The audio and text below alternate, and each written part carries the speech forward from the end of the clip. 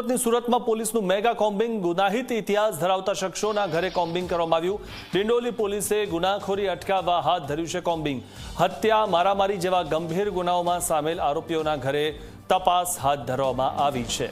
તો સુરતમાં આરોપીઓના ઘરે તપાસ હાથ ધરવામાં આવી છે અને ડિંડોલી પોલીસે ગુનાખોરી અટકાવવા કોમ્બિંગ હાથ ધર્યું છે। આ વિશે વધુ માહિતી મેળવી અમારા સંવાદદાતા પ્રશાંત પાસેથી। પ્રશાંત, જે રીતે સુરત પોલીસે કોમ્બિંગ હાથ ધર્યું છે અને જે ગુનેગારો પહેલા ગુનાહિત કૃત્ય કરી ચૂક્યા છે તેમના ઘરે કોમ્બિંગ હાથ ધરવામાં આવ્યું છે, શું વધુ માહિતી?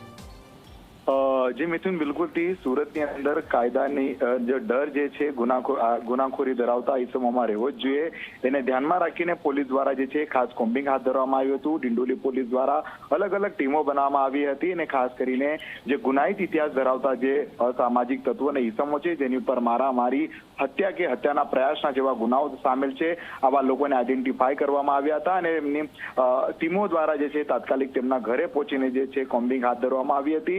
एमना घरमां जे छे चेकिंग करवामां आवी हती, कारण आ जे गुનેખારો હોય છે પોતાના ઘરમાં ચપ્પુ ઘાતક જેવા હથિયારો રાખતા હોય છે, તેનાથી જે છે માનવ જાતને જે છે નુકસાન પહોંચાડતા હોય છે। ત્યારે આવી ગુનાખોરી અટકાવવા માટે પોલીસે જે છે અલગ અલગ ટીમો બનાવીને ડિંડોલી વિસ્તારમાં કોમ્બિંગ હાથ ધરી હતી અને ગુનાખોરોમાં ગુનાખોરી ધરાવતા અસામાજિક તત્વો અને ઇસમોમાં પોલીસનો ખોફ બની રહે તેને ધ્યાનમાં રાખીને પોલીસ દ્વારા જે છે સર્ચ ઓપરેશન કરવામાં આવ્યું હતું। જી મિથુન। જી આભાર પ્રશાંત માહિતી આપવા બદલ।